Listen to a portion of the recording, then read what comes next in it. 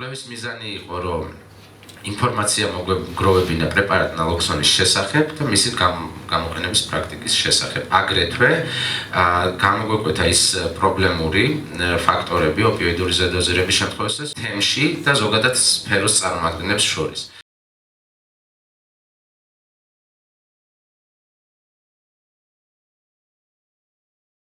ნარკანზე უფრო მეტ სმენოდა ვიდრე ნალოქსონზე და ბევრმა არ იცოდა რომ ეს ერთი და იგივე პრეპარატია.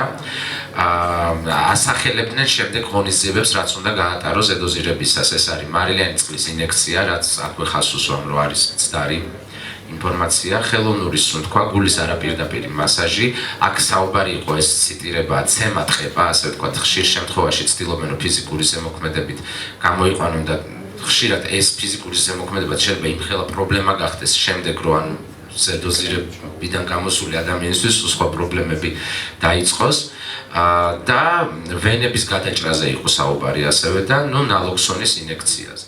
მხოლოდ ერთ მონაწილეს ჰქონდა ნალოქსონის გამოყენების პრაქტიკა და სწორედ მისი, ასე ვთქვათ, ციტატა ერთვის კვლევის სათაურსაც, რომ ნალოქსონი არის გადასარევი პრეპარატი, რომელიც ყველა მომხმარებელს უნდა ედოს ჯიბეში.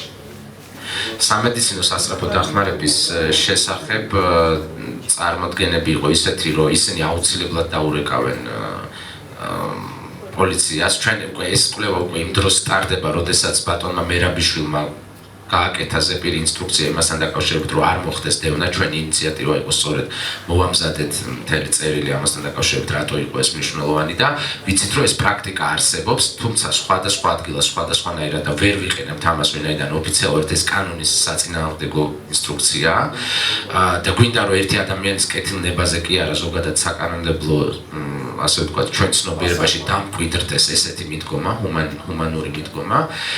ამიტომ ბევრ ადამიანს ხო აქვს სხვადასხვა წარმოდგენა დღემდე შემორჩენილი სასწრაფო დახმარებაზე და არც ერთს არ ქონია ჯერჯერობით 112-ის გამოძახების პრაქტიკა. ზედოზირება როგორც ასეთი, რა თქმა უნდა, ცალკე არ განიხილება სადაზღვევო შემთხვევის დადგომისას.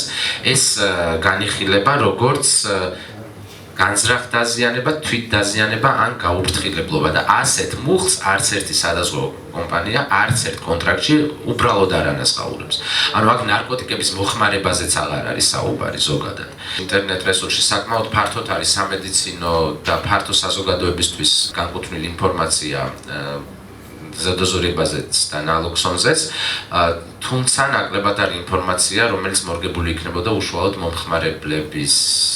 მომხმარებელი თემის საჭიროებებზე. შეიძლება თავისუფლად იქნას ნალოქსონი შეძენილი აფთიაქებში, რაც მომხმარებლებმა სამწუხაროდ არ იციან.